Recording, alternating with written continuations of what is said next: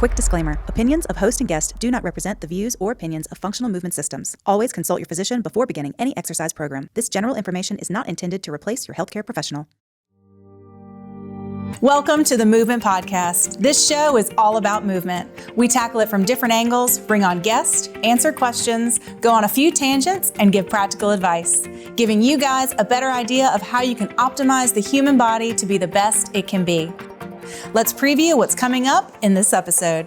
We are excited to introduce our guest, Katy Bowman. Based out of Washington State, Katy is a biomechanist, author, educator, and host of the Move Your DNA podcast. Today, Katy sits down with Gray and I to discuss the ins and outs of movement from her perspective. We cover her background in biomechanics, ways to create a movement-rich life, discuss ideas covered in her new book, Grow Wild, and much more. This is a fantastic meeting of the minds with Katy and Gray, and we hope you enjoy it. So let's get going with today's episode of the Movement Podcast, powered by FMS.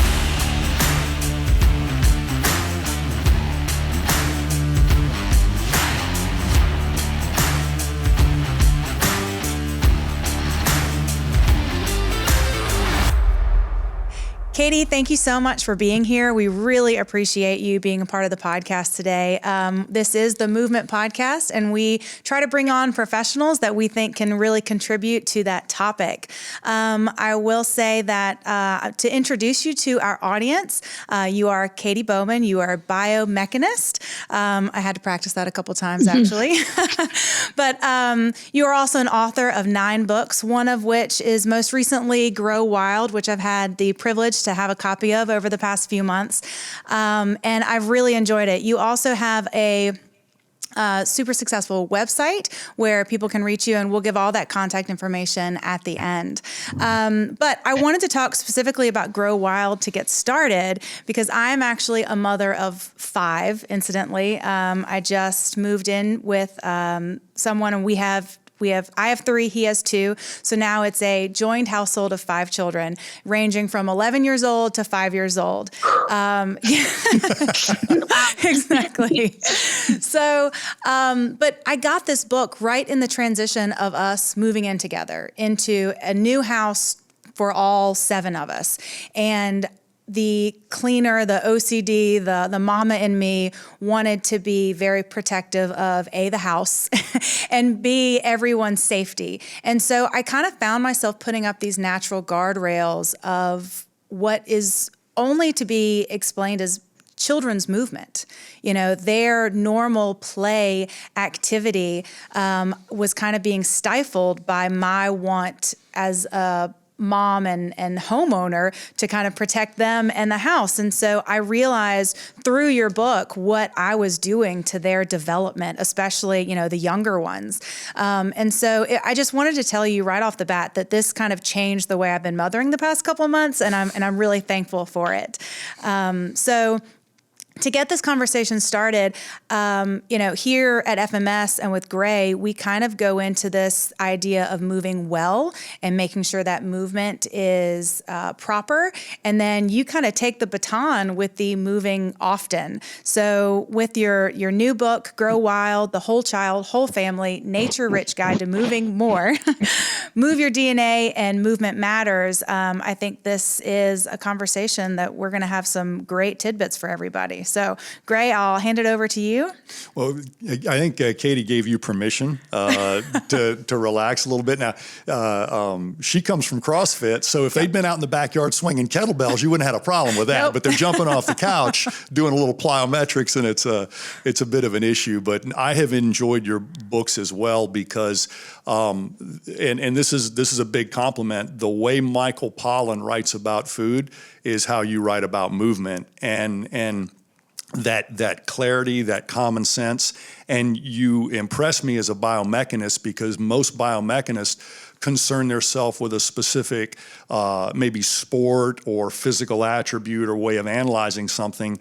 And you bring your biomechanist brain to the whole of nature and correctly talking about anatomy and the synergistic complement of the way our environment shapes us before we try to overshape our environment just so we can be more comfortable. I have interacted with biomechanists my entire career, sports camps, military, every way we're looking at movement, and you bring such a broad perspective to your commentary of anatomy and biomechanics, the way it interfaces with the environment. And so much of the biomechanical conversations I've been in almost seem like a sterile white room where we're talking about the glenohumeral joint and nothing else.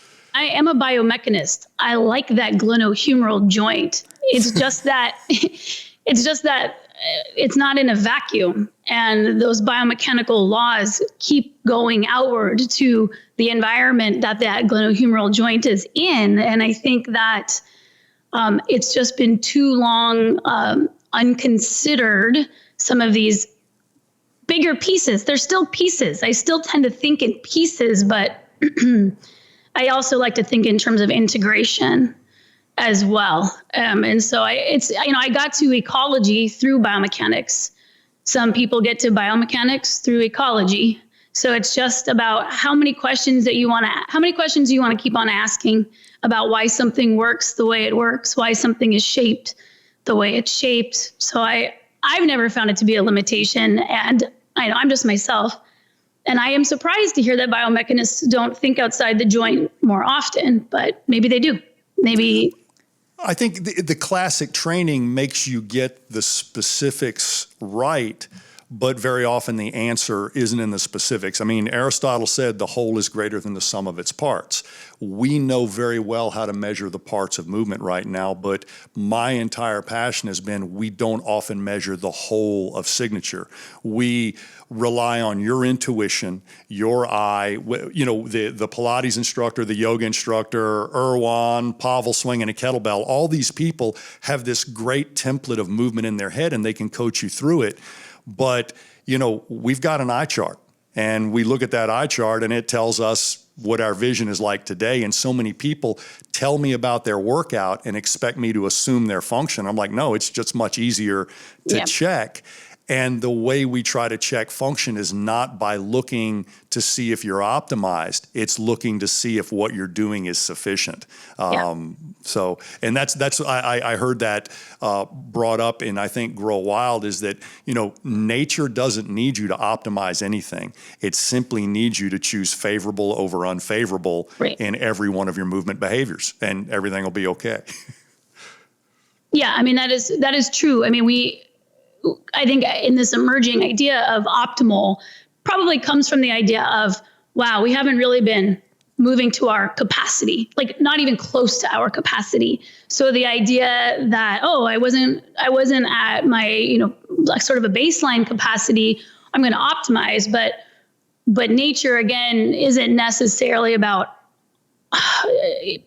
like selection isn't about what's optimal. It's just about what might be a little bit better than what it currently is. And I think that that's helpful for people trying to figure out if they're just thinking about how do I improve my movement when I'm so far from optimal. Like, that's a very large gap to cross. It can be daunting, I would say, even, when you're given scores across all of your movement capacities, if you're going for a more technical approach, or you're just simply someone looking at daily steps or minutes per day and going, wow, my volume of movement is really low, but everything hurts when I do it, which is a different sort of non-technical, but still qualitative measure that I think people are taking for themselves. I can't put weight on my foot. Like, that's a valid assessment for someone to come to for someone to measure how they're moving.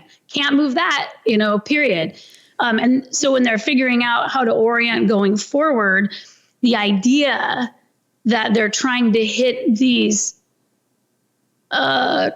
total recommended volumes from scratch or from wherever they are, I think is really huge. So it's just, and it can be overwhelming. So this idea of like, just pick some small thing and make a small change there. And then once you have that as a habit, you'll find that those small changes can be quite large. And also I think the difference, we tend to, this is my biomechanist head again, we tend to think of small in terms of degrees. Like, that's only a 3-degree improvement. If you look at it in terms of 3 degrees, that's so small. But if you're taking it, whether you want to take let's say 10,000 steps a day, or you already were taking 10,000 steps a day, that 1 to 3 degree change in every step is actually much bigger than a 3 degree change, right? It's the volume of what that means on a tissue and then experiential level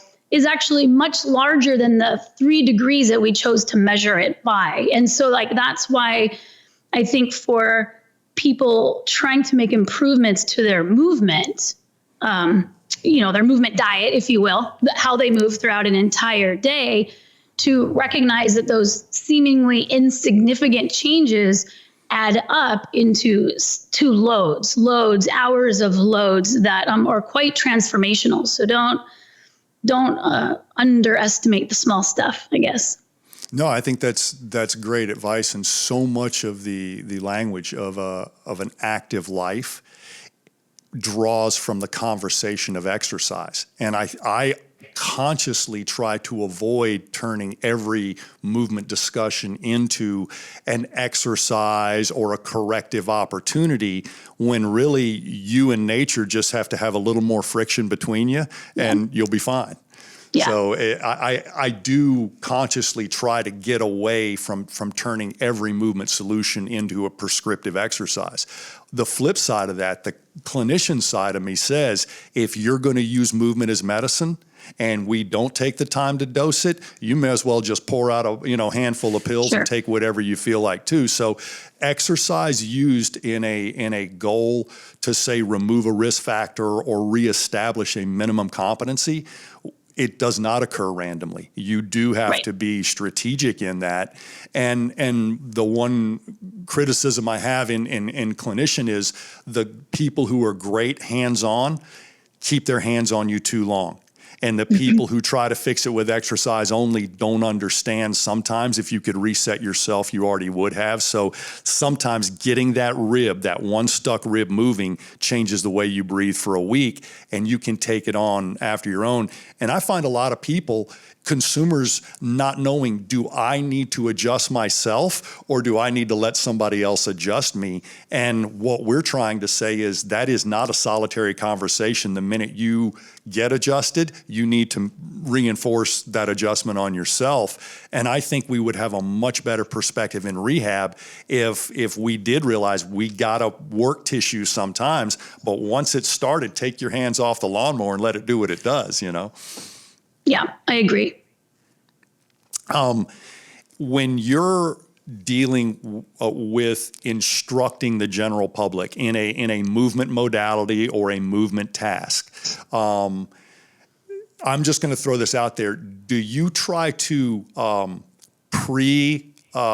describe the task, or do you let them confront a scaled obstacle and then give them feedback on the other side? If you look at your workshops and your interactions, what is your preferred mode of instruction? Well, I say that's challenging. I mean, this is sort of me reflecting on a personal crisis that I'm in, which is I would say, at heart, a clinician, in the sense of I like working with an individual or a group of people live, and let's just say loosely helping them improve their movement. But a lot of what I do is writing books about. I write books. I try to write helpful texts for people to learn enough principles to either do some of that clinician work on themselves, as well as create the environment that supports the time that they spend. We call it in the lab, the time that you spend in that lab mindset of what are all the angles and degrees of all my parts moving. So I'm in my studio right now, and behind me is something that we use called floating stairs. I know you probably can't see it. I'll lift this up a little bit.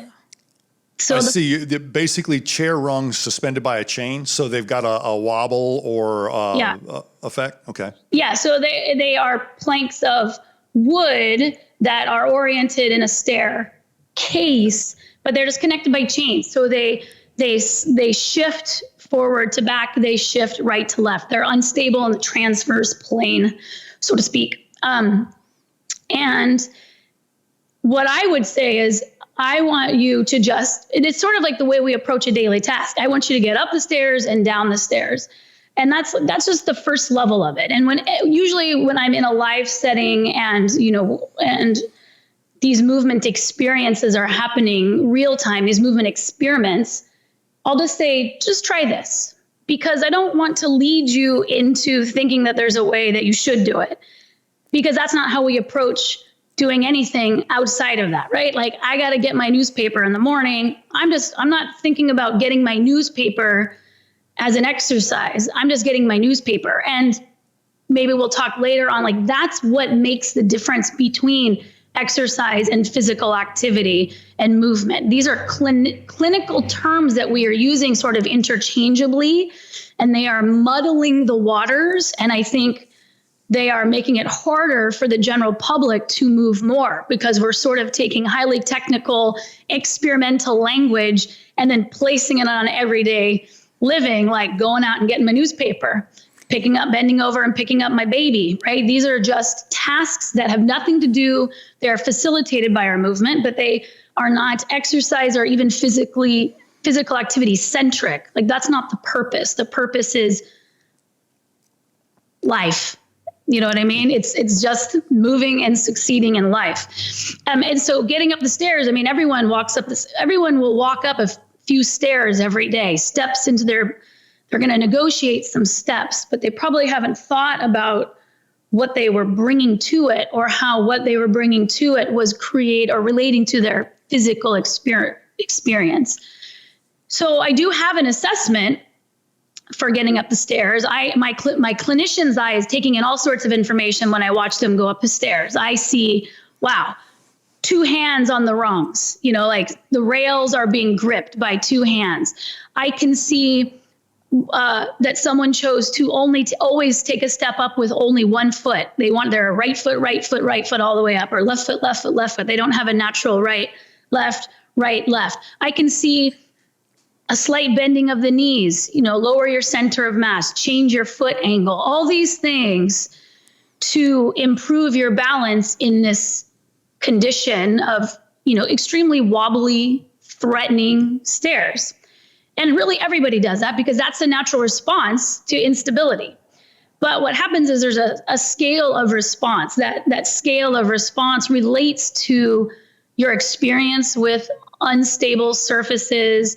It relates to your experience with balance. It relates to your experience with your leg strength. How often are you trying to haul yourself up from point A to point B? So the scale, like, I just have them do it a few times. And if I didn't give them any feedback except just keep doing it until you feel better doing it, you would see those things straighten out on their own.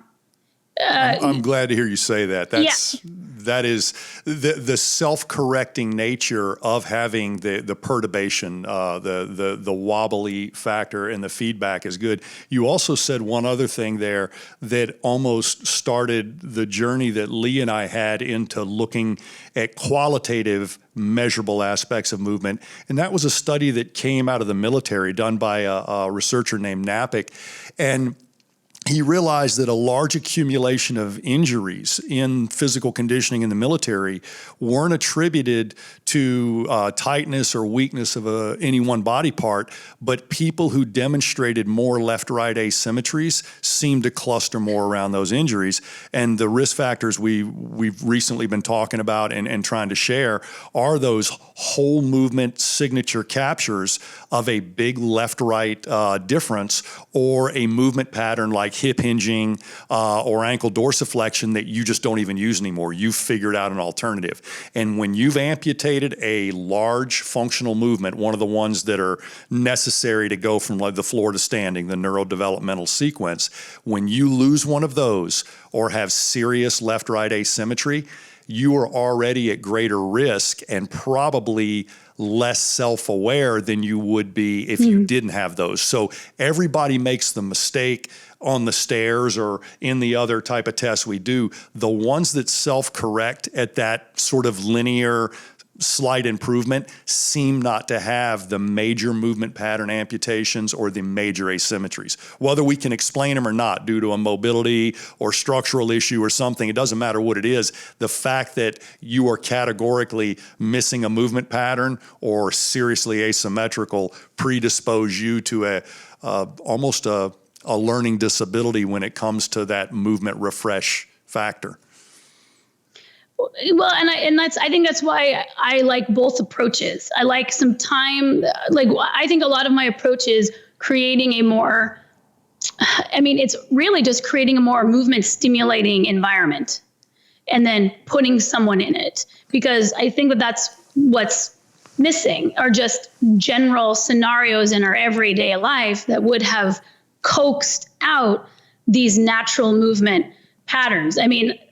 We can get philosophical at some point, but it's challenging to say I think that there are natural movement patterns, but those natural movement patterns go with the natural environment.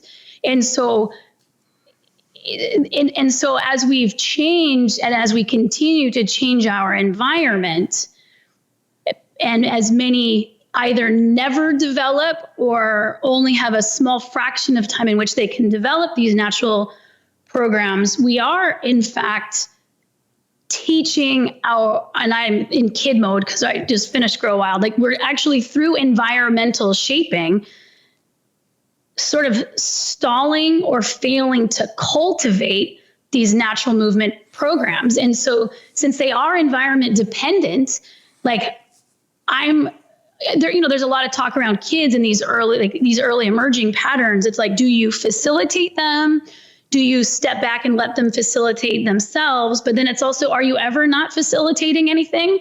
If you are physically putting, a kid in an environment for the first 2 to 5 years of their life, if you're setting the boundaries, literally binding them in different things, I'm not so sure that natural movement patterns exist without that natural environment being intact. I just mean there's a relationship there. And so as those go away, whether they're for kids or for grownups, that's why I actually think we're seeing the emergence of exercise and therapy at this time, is because that's sort of the antidote or balance. There's a reason these ideas have emerged as the environments have waned, so to speak, of it's medicine that it is medicine that's coming up really with this idea of these correctives that sometimes, just like other nutritional deficiencies, we are showing how to use dosage to get down to things on the tissue or cellular level. So, this is just to answer your question. I think it's a little bit of both. I think that there's definitely the need to get in and let folks sort out some of their issues by creating environments that are scaled correctly or movement challenges that are scaled correctly. But I think also a lot of times some of that, and I don't know if it's really it's medicine in the sense of its dosage, but I think it's probably more like nutritional science, because the elements that we're working for are natural, right? They're not chemical. They, just like you would use food to figure out how to dose things, we're using movement. Movement's a natural occurring phenomenon. These tidbits of movements that we're pulling out occur somewhere, just like food does. But what makes it medicine or in that category is that we are trying to elicit specific tissue or cellular or genetic responses by where and how we apply it. So I think it's both. It's sort of like teaching someone the nutritional science. We teach kids, these are food groups and these are general nutrients, but we also teach them how to cook, and we also teach them how to shop. And then we also show them what vitamin supplements are, so that if you can't manage to change your diet, at least you can take these small doses over here. But we don't necessarily talk about movement like that yet, where I'm going to teach you where food comes from, and I'm going to teach you how to shop for food and cook for yourself and pair different foods together, and how it works seasonally. Would be more working on that whole level, letting people sort out their preferences and their ability to eat for themselves in their landscape. And then sometimes we need to come in with vitamin supplements and say, until you're able to change this bigger aspect of your diet, this is still a nutrient that you're devoid of. So you're going to have to do these reps. You're going to have to take this movement medicine. And that's likely where we will be moving collectively as a group going forward, because again, the radical changing environment is the biggest limiting factor for most people. And that's not something that exercise clinicians or movement teachers really address all that much. We're just talking about the supplements still, not necessarily the movement diet and how it works in the bigger picture. I saw a lot of people taking our body of work straight to the supplementation strategy almost too quickly and not simply offering a whole food diet first. And then if you're still deficient, we look at supplements. And the science of supplementation started with, I think, scurvy and rickets, vitamin C and vitamin D. And taking supplements can get you out of debt, but it doesn't seem to give you a optimization factor, because unless you're taking all things equally, you actually set up an imbalance. But to your point, I saw a lot of people getting almost over prescriptive with a movement problem and this corrective dosage. And my wife and I went and volunteered as PE teachers at my youngest daughter's school one day a week. And the entire physical education lesson was an obstacle course. It involved a crawling, a climbing, balance beam, some arm-supported activities, jumping on and off a box, rolling on a mat. And trying to be semi-scientific, we movement screened every kid pre-K through 7th grade. And we set up these obstacle courses that with a quick adjustment could go from a pre-K leg length to a 7th grader leg length, but it's the same patterns. Mm-hmm. And over the course of that school year, only having contact on Thursday, we were able to change many of the things that we would have otherwise supplemented on the first sample we took. But we had a whole year of physical education, and none of these kids were in pain or had scoliosis or a physical limitation that would have caused an intervention greater than, let's just give them some natural obstacles. And we didn't try to make it ultimately successful for everybody. We knew some kids would be fine on the balance beam and some kids would struggle, but they patterned each other in this unbelievably,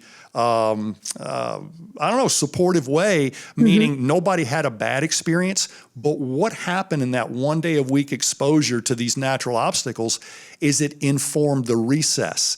They weren't just chasing each other around the gym. Right. They were practicing jump rope or something like that. So it was refreshing for us to repeat that for 3 years in a row. We chose not to go prescriptive. We chose not to go supplement. We chose to go with whole food and watch how many of the things we would have supplement cleared up. The one caveat I do is, if pain is involved and with a good exposure to a movement experience, it doesn't get better in a timely fashion, something's getting missed. And I wouldn't expect you to find that, because the research in pain and movement tell us two things. Your movement responses are going to be inconsistent and unpredictable when pain is on board. And for the sheer fact that that's a poor learning environment, we say, listen, we apologize for being really bad at musculoskeletal medicine. That's probably part of the opioid epidemic right now, is we leave orthopedic problems largely unresolved in the way we discharge them. We leave people with ankle mobility limitations, even though their low back pain is temporarily resolved. We leave them with posture and airway problems, only to have them have neck pain again. And the one thing that I am trying to inform on the clinical end is, you've got to discharge them with some type of functional appraisal, because they assume if I don't have back pain anymore, I'm also not at risk for anything. And we see these risk factors from BMI to balance to flexibility just start stacking. And when a person with all of those risk factors chooses to have a movement experience, there's a percentage it's largely going to be worse than better. Those are the people that I would say you've got enough stacked issues where you'd be better off starting your movement experience one-on-one with somebody, not in a group or not consuming it on YouTube. So there's two ways to play it. Yeah. If you're still plastic and don't have a lot of problems, I would say the longer it takes you to move well, the longer it's going to be with you. You want this to be a slow interaction between your experience and the environment. And if you keep hitting a bottleneck, you just need to find a clinician that's going to help you progress in an efficient way. Yeah. So. Well, I think that is a perfect time for us to take a natural break. And when we come back, we're going to talk a little bit more about the professional and how they can integrate movement into maybe their clients' behavior. Ready to join the thousands of pros who have been certified in the FMS or SFMA? Then this is your chance to do so and take advantage of additional savings just for our podcast listeners. Whether in healthcare or fitness and performance, helping people get out of pain and moving well so they can do what they love is what Functional Movement Systems does best. As a professional, finding the biggest opportunity for success with your clients or patients has never been easier. Start your journey from the comfort of your own home with one of our virtual certification courses and quickly learn how to use these industry-standard tools to properly screen and assess movement. These courses feature live interaction with our expert instructors to answer those tough questions and real-world cases so you can learn how to find that biggest opportunity for success. For a limited time, save $50 off any FMS Level 1 or SFMA Level 1 virtual course when you use code VIRT50 at checkout. That's VIRT50 to get $50 off. Go to functionalmovement.com and get started today. Going into the idea of clients and, how the professional can kind of integrate this into their practice. We have a lot of, obviously, physical therapists, chiropractors, athletic trainers, personal trainers who listen to the show, and kind of integrating the methodology that you have in your books into their clients and introducing them to it. Kind of how might you suggest that they do so? Oh, well, I guess the simplest way to start, I'm a big fan, if you're trying to move out of an exercise-centric approach, and that doesn't mean that what you do as a clinician has to change all that much for that hour where your client is with you, but it's about keeping the context in mind for your client's benefit, but also for yourself. So one of the simple ways to do that is we have it's almost like a Mad Lib. Are you familiar with Mad Libs? Mad Libs are, these things that we do as kids where you're filling in nouns and adjectives. And it's a welcome Mad Lib that is all about movement, where they can fill in the three things that I would love to do with my body are blank, blank, and blank. But right now, my biggest limiting factor is this. And so what's happened is, a lot of times individuals are given explanations about their body that make sense to clinicians and are used for communication between clinicians, with the patient being the middle person. The middle person is there to communicate the experience that another clinician has deemed problematic. And these words don't have that much relevance to a person's life.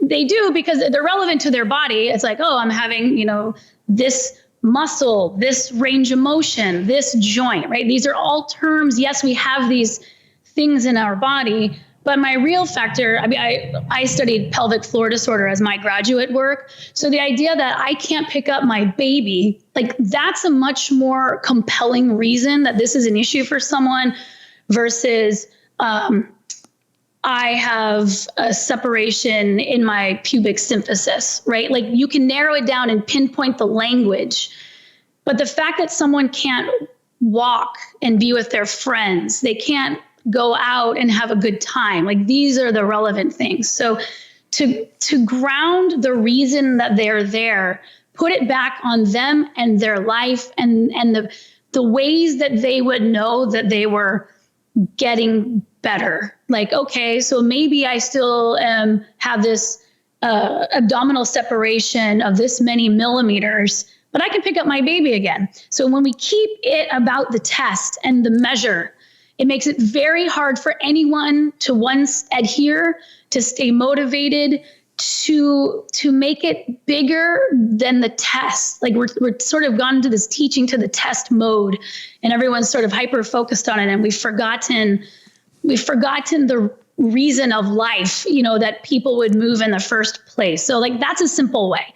Change up your intake to include something that's not about insurance and degrees and anatomy. Ground it back in something that someone can feel was important to them before they learned about anatomy or injury. That's a very simple way to start. No, I think that's first of all absolutely wonderful advice, and I think that too often the clinicians we teach turn around and parrot what we said to their patients, and most of the people who follow me as a resident or intern say, "This is not who you are on stage at all." I'm like, that's because I'm trying to get this person better, and I will speak their language. They don't have to learn mine. And I've always tried to use a few movement tasks, like touch your toes, balance on one foot.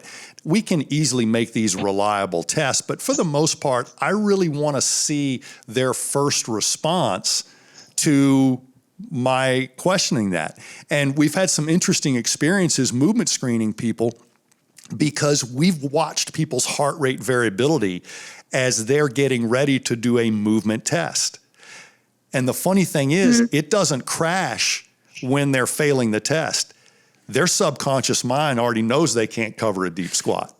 And so they already start to have pre-anxiety watching somebody in front of them get into a shape that they, I don't know if I can or can't. I just don't think I want to. And it's really meeting them where they are. And like, I think I can squat, but I just don't want to. That's a pelvic floor problem, speaking loud and clear, whether it's a male hernia or diastasis recti. I mean, that's when people are avoiding certain things, give them a chance to tell you they're avoiding it. You can measure it later.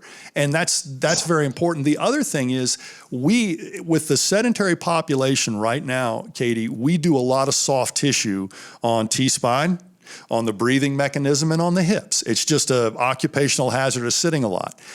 I've heard in your commentary and some of the things you've written, and also working with Erwan LaCour, the best way for an adult who can't afford 4 massages a week to keep their T-spine mobile and their hips mobile is to roll around on the ground. And get up into a half kneeling posture and then do something. And so if you watch a lot of the playful things that we used to do when Erwan and I were doing stuff at MoveNet or something, T-spine mobility and hip mobility are just simply a side effect from moving on the ground better. As opposed, so, I think that too many clinicians go right from doing soft tissue on your T-spine to giving you a backward bend when they could say, get out on the ground and roll. And if you've ever watched anybody with a stiff spine try to do a forward roll, it's like rolling a block instead of a ball. But if you get them to do forward rolls for about a week or two and use a little uphill or downhill cant to bolster them a little bit, they'll be rolling like a ball in about a week. And, if you have to get them unstuck and then roll them, you don't have to do it again. And a lot of people just don't see how obvious that is to relate their difficulty rolling to this new spine motion I gave you. You're not aware of that, but try to roll now. Try to touch your toes now. And they're like, oh, I see what you mean. But it's because they feel different, not because their vocabulary changed. Yeah. So. And I think another tip for clinicians, there was a little bit of research on it where they found that for people who went to, there's, some countries or some locations where physical therapy is done in home, maybe just the client specific. And they found that when you go to an office, you just begin to subconsciously associate like the time for me to do these movements, these correctives, is it that place with that person? And even keeping that person, that clinician, but bringing them to the home, doing it in that environment was enough to signal to our brains that this is the place for these movements to happen. And so I know that that's not feasible for everyone, but bringing non-clinical looking things into a clinic, like that's another way of like, I try to really do a lot of my teaching with kitchen chairs, kitchen counters, because I think there is sort of a fear of going, that's not the tool that I use when I'm in exercise class. That's not the tool that I use that, has little lines on it that measure it, that let me, like, they're signaling to me that safe movement is over here and I'm dangerous, unsafe moving on my own in my non-clinical, non-gym exercise looking space. And so one way that I've really tried to direct on the individual level is you need to make your home look like a place where movement happens. And it doesn't mean that you have to roll out your gym floors and, put a rack of mats on your wall. And, but it does mean that, that the patient or the mover can make some small adjustments. But on the clinician level, since we're talking about to clinicians right now, is think about bringing some of those pieces in an everyday chair. And instead of maybe a specialized piece of equipment that you've paid $5,000 for that's got tiny lines on it, maybe bring out that kitchen chair every then. Like, let me show you how to do this on a kitchen chair, because what you're doing is you are giving them permission and indicating you are fine to do this movement on your own in this scenario. So I think that would be tremendously helpful to get people to either do their correctives more or just start moving their bodies more in a general way in their own homes. You're going to see people dip into that corrective exercise a lot more often when you've brought in their non-therapeutic environment as a place where they can be successful doing it. Now, I've seen you use the half foam roll. It's the foam roll that's cut in half long way. So it's basically a speed bump. And I love that because when we were teaching gym class, we gave one to every child in class so they could do a full array of things. And I'm like, the yoga mat of the future isn't flat. The whole world's flat. Let's give them a bump again. Yeah. And whether you're using it as a heel lift or a wobble board or whatever, there's so many things. The refreshing thing was a few kids came back and said, where can my mom get one of these? She wants to play on one while we're watching TV. And I'm like, it's beautiful. But we've actually started doing less of the resistance bands and encouraging people to get exercise equipment and simply giving them that obstacle and say, if you're going to walk, this is what I want you doing with your ankles before you walk. But walking is your exercise. This is just the way we're going to lubricate. And so I do think that taking exercise equipment to the least intimidating it can be or making it ultimately practical. Now, I'm a redneck and I've worked with a lot of farmers. So the tailgate of a pickup truck, if it's not jacked up high in the air, is perfect for hip mobility. And if you've got 1 foot up and 1 foot down, there's a T-spine mobility too. So I've actually been prescriptive on the tailgate of the truck if it's not jacked up too much. So, well, and a lot of so I am also perhaps a redneck. I spent a lot of my formative years in Oklahoma growing up there. Yeah, you can say that. It's cathartic to say. Just go ahead and we outed you. You're a redneck. And I teach, but now I have always really lived in rural areas, but I live in a farming community. And so, preventing back pain for farmers or farming with back pain or around back pain is something that I'll teach here just for the farmers and the gardeners, just to show them slightly different techniques, how different things different ways that they can be harvesting, how to do different tasks a little bit more efficiently, how to switch pieces of equipment that they're using to show that maybe you feel like there's a loss of efficiency by this period of time switching. But in the end, what you're doing is sort of balancing the one muscle group with another. So the efficiency comes in maybe over a month. You might not see it in that day. You didn't pull it up. But trust me, when you don't have to take a month off because you can't move, that's ultimately not efficient in the big grand scheme of things. And how to use hay bales and how to use fences. And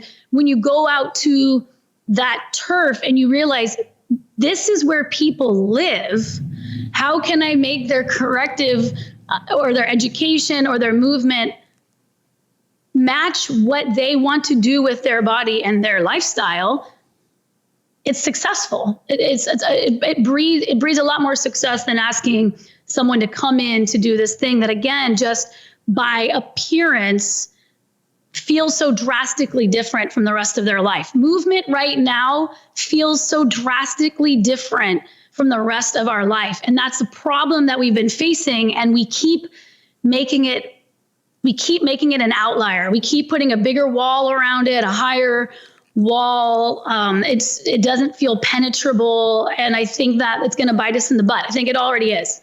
I think that a lot of the clinical approach to understanding the science of it and diffusing the science, the technicality of it versus the more organic nature of it is really what's keeping people from it. Well, it's that I think we've become hypersensitive to our addiction to comfort. And when something's mildly uncomfortable, we actually perceive it or want you to think it's pain. It's not. I mean, physical life is a little bit uncomfortable. When you're forced to stand a little bit longer than you want to, or you don't get to sit as frequently as you want to, that's just a little uncomfortable, but it's not painful. And you'd be surprised how many people just alter their environment every time they feel uncomfortable, to the point where I think I heard you comment on this, is some people can only sleep on a certain type mattress with, all these things. And I heard Dan John one time in a lecture say, yeah, I can tell how old you are by how many pillows you need when you sleep to bolster yourself. Sure. And just the fact that you should probably be able to get a good night's sleep on a futon or an air mattress or in your home or somewhere else. And the fact that you can't is a little bit scary, because life could go sideways. And the fact that you can only exist in this 72-degree Petri dish that you've created should be a little scary in the long scheme of things. So I just confronting discomfort with a little bit of grace. We teach people how to do extended carries, like, farmers carries and stuff. And there's so many anatomical tricks to stacking your skeleton and breathing and maybe narrowing your stride and shortening your stride. And all of a sudden you doubled your work capacity. And I didn't change your cellular physiology at all, but I did give you something every farmer's figured out in about a month of carrying 2 5-gallon buckets 100 yards. So yeah, definitely. Immersing yourself in the movement teaches you a lot more than usually a class on that movement. But luckily we can blend the best of the both worlds, where you can get immersive in movement in your own life, and then you can figure out how to refine it by people who study such things. And so we are really at a time where we could do better by movement than we ever have before, because we have both available to us. Immersing yourself in movement is possible, as is a technicality or a understanding of the science of movement that would highlight or improve maybe the way that we're figuring out. Humans are really good at figuring out how to persevere when they're doing something again and again and again. That being said, a lot of times the way that we persevere comes at a cost of something later. And so, like you might figure out how to adapt your gait a little bit. Like all of when I talk about a gait deficiency, usually I'm still working with people who are walking quite a bit. They have not yet experienced what that deficiency will ultimately end up as 30 years down the line. So to be able to get in and say, like, you figured out how to walk, but by addressing this small piece, we can actually bring more of you online to that walk. Have you distributing your walk a little bit more efficiently over more parts. I noticed that, you're using one leg more than the other, or this one area more than the other, or you're turning out this foot because this joint doesn't want to go, because we are so good at continuing to move, I'll say successfully, in the sense of completing the task. The farmer is trying to carry from point A to point B. What's successful from the farmer is getting the stuff to point B. What's successful from a biomechanist perspective is different. I know that you need to get to point B, but I'm going to overlay this other thing is like, and I want you to be able to get from point A to point B for 10 years longer than the way that you're doing it right now is going to afford you. So it's like, you're just balancing both of those scenarios all the time. And I feel excited to be a biomechanist because I like that nuance. It's like biohack. I mean, is it like biohacking? Yeah, sort of. It is. Yeah. The one thing I was going to tell you and sort of bring this together, the way we've tried to do this, when we see those little hiccups in gait, those things we wish we could bring to your awareness, the way I was originally trained to do it is we would measure, analyze, video your gait, maybe point out that thing, just like the golf pro does with your swing. Yep. Now we know, and I know for a fact, if you can see something in gait that you see is going to be long-term inefficient and probably somewhat erosive, if we go back through, you flat on your back, roll to your front, come up in quadruped, half kneeling and stand, and you were to roll the other way and come up in the other direction, the opposite half kneeling and standing, one of those movements would look pretty bad. It would be a friction point. Sure. And what we do is we go all the way down to the root of the problem and we just scrub right to left rolling prone to supine.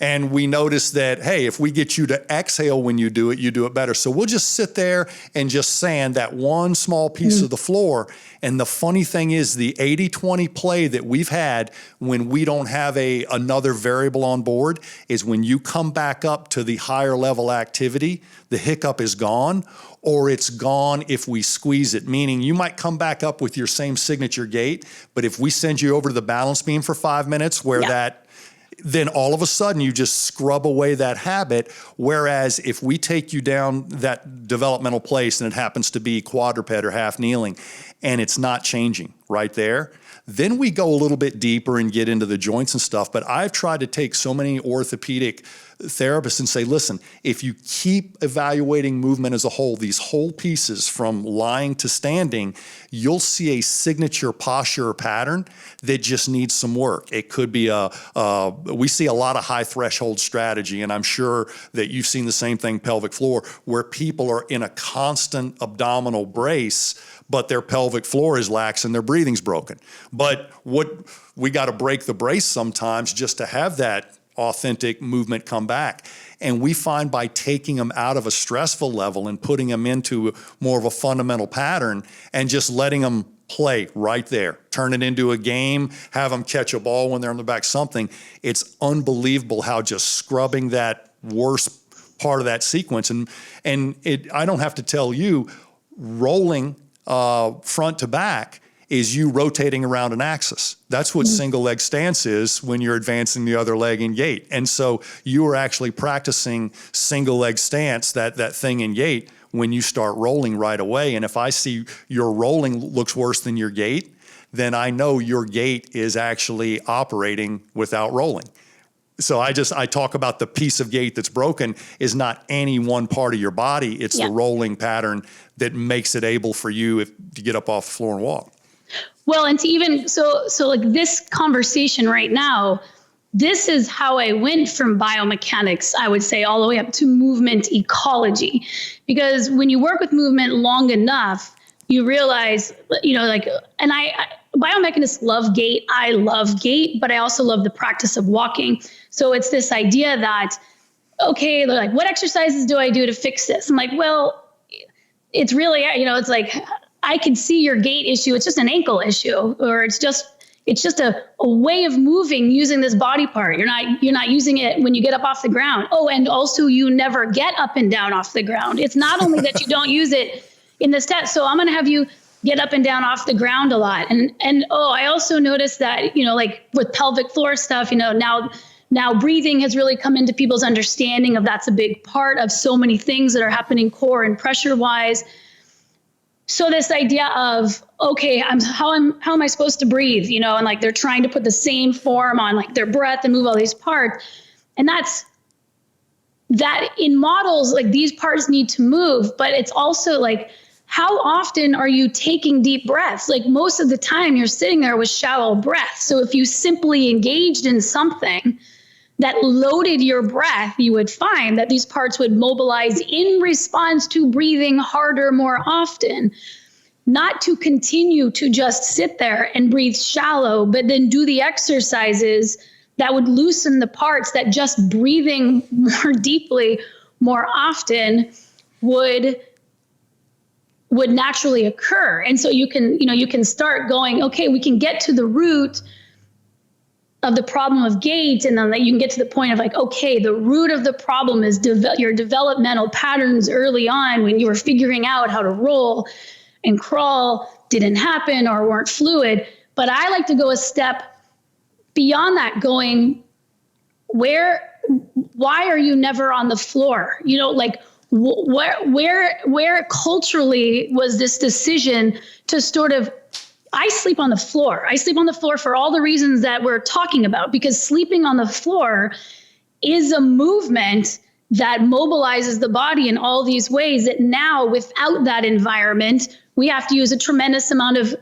exercise and supplementation. And I'm like, as a biomechanist, like my sort of aligning characteristic is efficiency, or maybe it's just a Katy Bowman thing. It might be like, I'm drawn to that because I like efficiency, and the idea of me adding 90 minutes a day to do corrective exercises that I could sleep through all night long by just sleeping on the floor and getting all that mobilization. So like, I think there's a lot of people who want to step out of seeing exercise as a self-contained thing. Where does the phenomenon of exercise sit in the phenomenon of like biology is really where I ended up, because I think that's cutting to the chase for a lot of people. Like yes. It seems like a big step. Like we went from, lifting all these segments, like it's all about functional exercise, and then you got to get functional.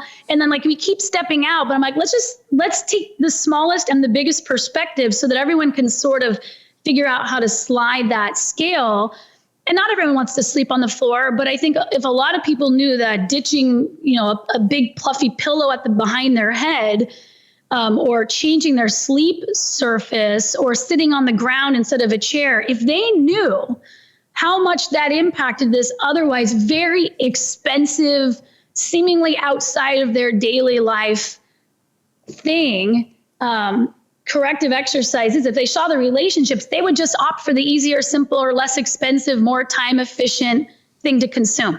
Like they would opt for it. So like that's the direction I've started to supplement my more specific alignment stuff with, because I think both are needed together. No, I'm so glad to hear you say that. And most of my colleagues are surprised at how little I exercise. I chop and split wood. I taught myself how to do traditional archery this winter. I love stand-up paddleboards. So I love playing, and biologically speaking, play has a role in the development of what we do, not just in childhood, but adults will recreate and play usually in a new direction that they'll go. And calling it exercise sometimes sucks all the fun out of it. Mm-hmm. And I just wanted to, number one, compliment you on the way you're bringing that message about, but even more so, you're living exactly what you're talking about. And that's a perspective that sometimes we don't often see. I enjoy living what I'm talking about because it makes me feel more authentic, and it makes me hold back what I'm getting ready to say a little bit longer and make sure I can consume it too. So we had one of my friends and colleagues on a podcast a little bit earlier who suffered a brain injury through a stroke and completely lost his ability to walk and do anything and even talk. And his story is amazing because he took himself out of physical therapy and lived his rehab. What that meant was if he wanted something from the kitchen, he crawled in there and got it. He let go of every preconceived notion of, how quick I got to get upright. And he said, I'm going to do it this way. He and I had interaction, and he really loved sort of that developmental way we speak about it too. But right now he's a rock climber, and he's not supposed to be. And Steve Carnes is who I'm talking about, but he had a little bit of a gritty military background, and he heard physical therapists saying, just a bunch of BS about how we're going to get you walking again. And he goes, let's get me crawling first, because you guys are pointing me at parallel bars. But I would commend you on living exactly what you're talking about it, because I think it does help you articulate and refine your message that much faster. And I'm glad we're getting it out there even faster, because as you said, this is a perfect time to prove the experiment. You don't have to exercise. You can decomfort your life a little bit and have a little bit more cold, have a little bit more heat, have a little bit more surface variation, and it'll actually show. We'll be able to measure it on you. So, well, that's moving more. I mean, like, I guess for me, it's like you wrote, I'd like to move more here. You were just thinking it would be all the fun things that you wanted to do. And it turns out that moving more is sort of uncomfortable. I mean, if you move long enough, you know that, like, training your body to adjust to a new movement habit has a period of discomfort. And I was just having a conversation with someone else the other day. I'm like, we haven't yet really been able to adjust the language to clarify and maybe in even the ability to pay attention to our own sensations enough to have specific language on the differences between discomfort and pain. You know, like, we tend to perhaps lump a lot of those things together. And since there isn't good language around it yet, and there's not really good teaching language around it yet, or guiding language, I guess it's a good experiment for us to go through as practitioners, would be like, if I'm running or if I'm challenging myself to do something really hard, I hit walls all the time. You know, I get to the point where my body can't do something anymore. I experience these as physically uncomfortable sensations. They don't feel good. They're part of why I am stopping. But I have an understanding somewhere inside about the difference between that and when I am in a very injurious scenario, or, you know, if I'm touching something really hot, there's not a lot of time for me to contemplate whether or not I should keep touching this hot thing or not. If I load my knee in a way where something bad is about to happen, my body reflexively pulls me out of it. So I think that space is probably the next teacher space to be explored, or education space of how do we help people or ourselves create a new language around that. And then also understand that perception is based on experience of a movement. So if you have really been pressure free for a long period of time, or movement free, we're sort of in a is it a paradox? I'm not sure if it's a paradox. I'll know it by the time I've done explaining my example.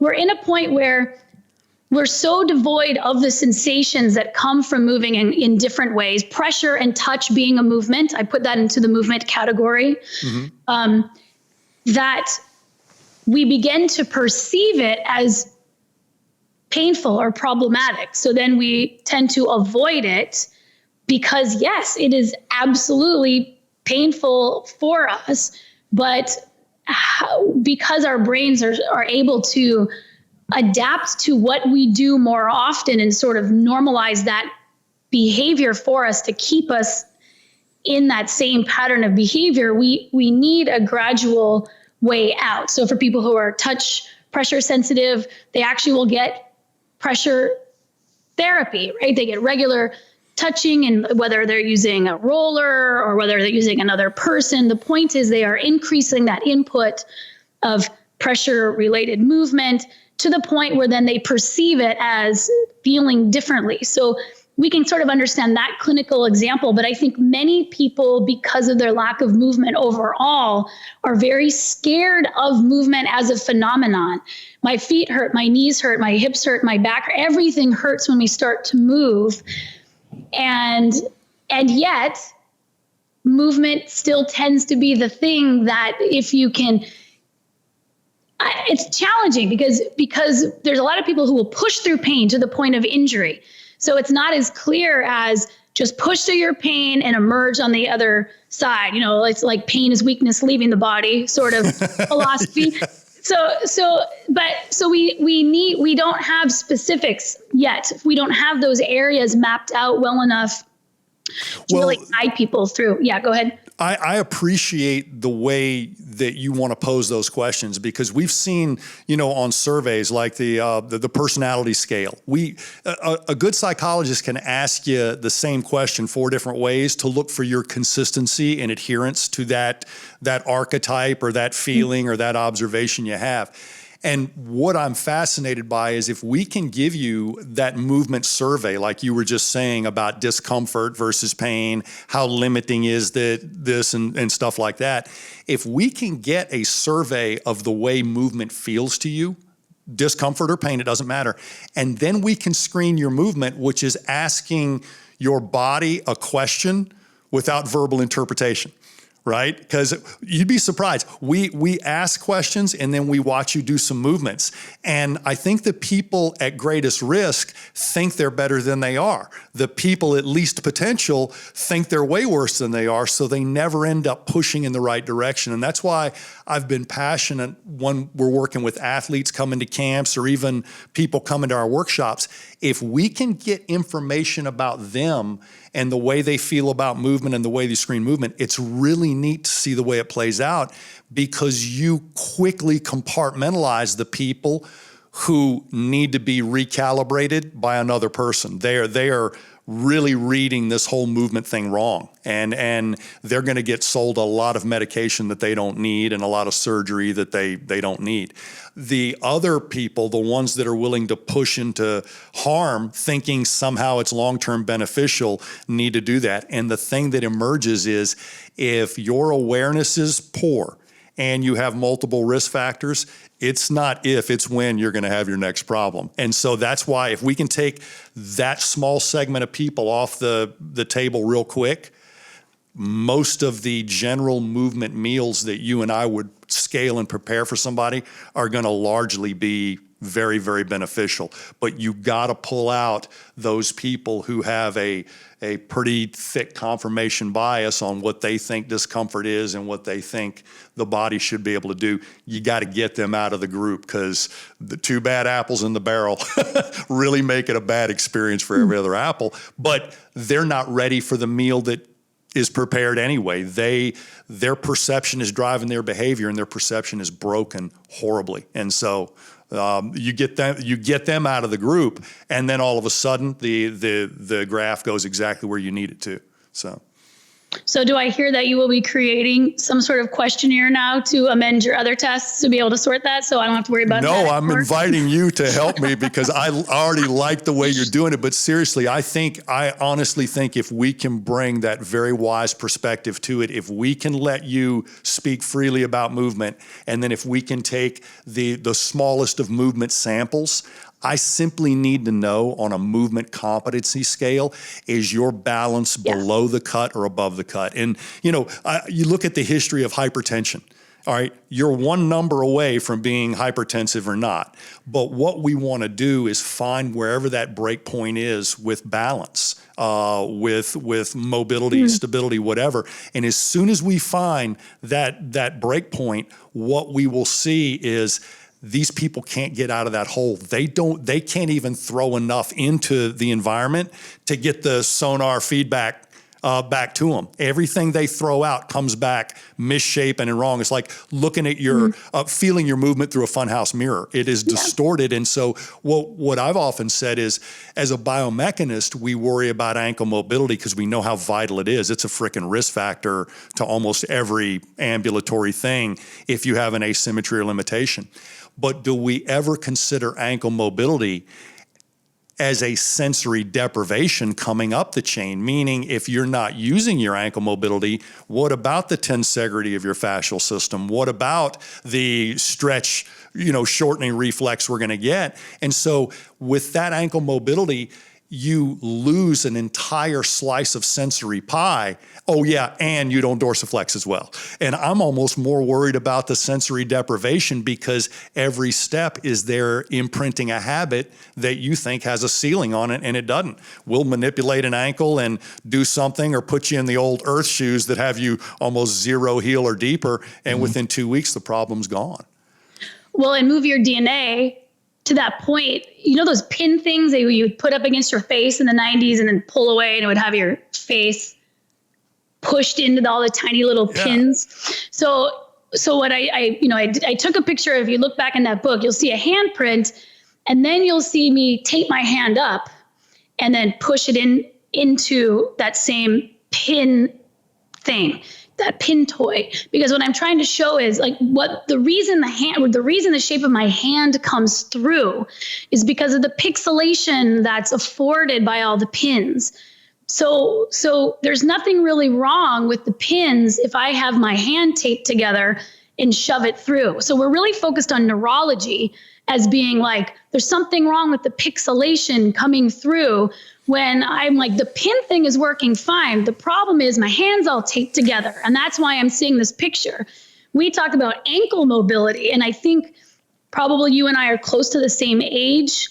And we probably went to school with the same biomechanical textbooks, physical therapy textbooks. They don't talk about the joints of the feet.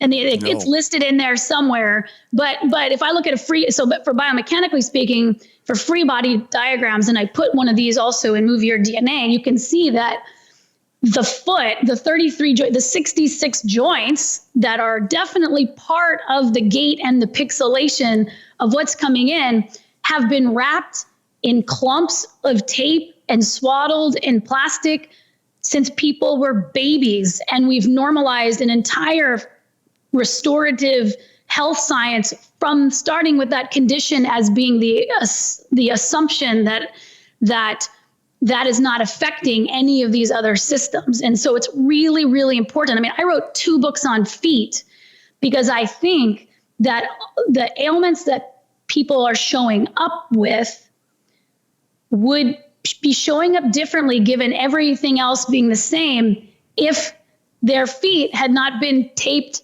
and clumped up since being 1 year old. And so to really open that up first, spend some time mobilizing these parts, not even worrying about other elements of the body and gait, so to speak, but just deal with a giant clump of sedentary cells. You know, we're used to saying people we sort people by whole body behavior. And I wrote a small paper on this where I bring up the idea of cellular sedentarism. Like, we're dealing with cellular sedentarism, which is local. You can have otherwise very fit, very active people that have the exact same, let's say, sedentary cell in the lower leg profile as someone who's totally sedentary or sedentary in many other places. And we don't sort that nuanced. And I think that's what your system is doing, right? You're trying to sort in a different way. It's like, we're not going to sort you by whole person type. We're really going to make a more nuanced description of what's going on. And then we can add an element to how well you perceive. But the fact of the matter is, like, all of these elements need to be sorted out. And if perception about the psychology of movement is part of it, then that needs to be on the list with ankles and knees and the hallux and all these things. We're just slowly, we're on the beginning of movement science. We're not nutritional science. Those vitamin C's you're talking about, that's 500-600 years old. And it seems like it was just the other day, but it's hundreds of years, and we're still very early on in the movement science, and it's going to adjust and swing over the next couple hundred years for sure. Well, I think that what you're saying about the feet makes so much sense, because in Western culture, if we've got a coliseum, thousands of people, I would say less than a third of that population could deep squat, heels flat, ass to grass. They can't break parallel comfortably like we would warm our hands on a campfire and just squat down. And when you travel abroad, that's just not the case. Now, if you know, some cultures still squat when they go to the bathroom, some don't. But I think the foot is definitely a big thing. And when the foot's hypersensitive, the foot does not like to go through that full range of motion. And so you develop an unnecessary carrying tone in the calf and soleus specifically. And we get ankle mobility problems because it's the best way to protect weak feet. That's so they go hand in hand. But the deep squat being lost to our culture is the signature of that, I think. And I was blown away when we really start doing populations, and just because of culture, they seem to lose hip and ankle mobility right away. And I'm not, I would even exaggerate that more by many of the people in our culture that can still deep squat aren't doing it as a affect of the way they live. They're just hypermobile. So it's actually a little bit worse than the stats would think, because when we take a simple, very low barrier movement screen of squatting and bending and you know, doing a reaching pattern, and we take it offshore, it looks like they're exercising more than we are, and we've got more free time and science to focus at our body than they do, and they're simply, you know, living. But I think the loss of a deep squat is the number one quick signature that you're missing a big component of your movement life, even if you're highly active, if you have lost your deep squat and can't get it back. Yeah.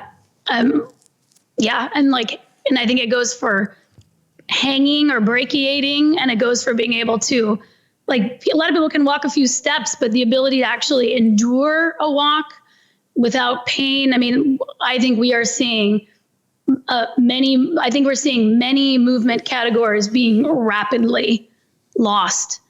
And I think we need to change the strategy at this point.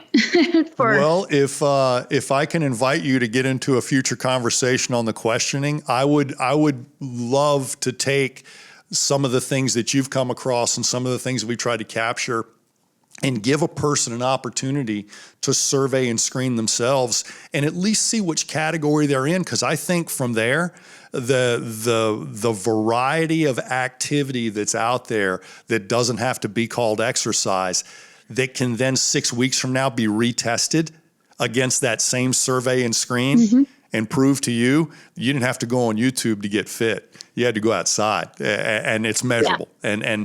And I honestly think that if we build it, they will come. I think people are ready for it. You look at the reality TV shift that's gone from people being outside and resourceful, whether it's Naked and Afraid or Survivor or what it is. People are spectators of something that they should go ahead and just participate in a little bit more. But I think that that's there. I had a back patient one time who had not bent forward and touched her toes since her back surgery 6 years ago. And she had debilitating pain. She came to the office. She'd been traveling, and I took her through my normal exam, and I said, I want you to bend over and touch your toes. She goes, I can't. And I'm like, well, show me how far you can go. She goes, no, I don't mean that. My doctor told me never to bend over and touch my toes. And I think that was a temporary instruction when you had steri strips on your back, but I think you can do it now. And she goes, well, I haven't. And I'm like, well, if you're going to have a problem, you're in the best place on the planet possible to have a problem with your back, go ahead and touch your toes. And she went down, got to her toes, and she got stuck there. And I'm like, oh God, we're gonna have a crier on my hands, you know. And I'm like, are you okay? And she goes, absolutely. It's the best my back has felt since surgery. Do you mind if I stay here for a minute? And I'm like, no. And she cycled like 4 deep diaphragmatic breaths and stood back up. And she gave me a big hug around my neck and said, you're the best therapist I've ever been to. And I'm like, I didn't do anything yet. I just gave you permission to move. But I think that's what you and I are both saying now. Yeah. Permission to move, America. Get your ass outside. Yeah. Permission to move. And start with clinicians. Get your ass outside. Exactly. Katy, thank you so much for your contribution. And I look forward to maybe putting some questions together and seeing what people think about their movement and then seeing what they do about it. Thanks, Gray. It was lovely talking to you. Thank you so much for being here with us, Katy. If anybody wants to look up more of Katy's books, you can actually find her on nutritiousmovement.com, correct? Yep. And then also on Instagram under the same name, @NutritiousMovement. So thank you so much for being here. We really appreciate it. Oh, got a quick question. My wife, my partner in crime with the PE experiment we've done, said if she could take one of your workshops to grab even more ideas with kids, which one would you recommend? Well, we don't really have very much happening right now. There might be some Grow Wild specific stuff that comes out next year. So if it's kid specific, that's probably the ones to look out for. Yeah. For kids. And then we have when our schedule is normally full, we have Move Your DNA weekends, which would be the more clinical breakdown of movement specifics that are based on Move Your DNA. Perfect. Well, you might see one of us there, maybe both of us. Yeah, would love to. I'll probably sign up for that Grow Wild one as well. And I have a good feeling Gray might attempt sleeping on the floor this evening, and I'm telling my fiance on the way home we're getting rid of all the furniture. So you've impacted both of us, I'm quite sure.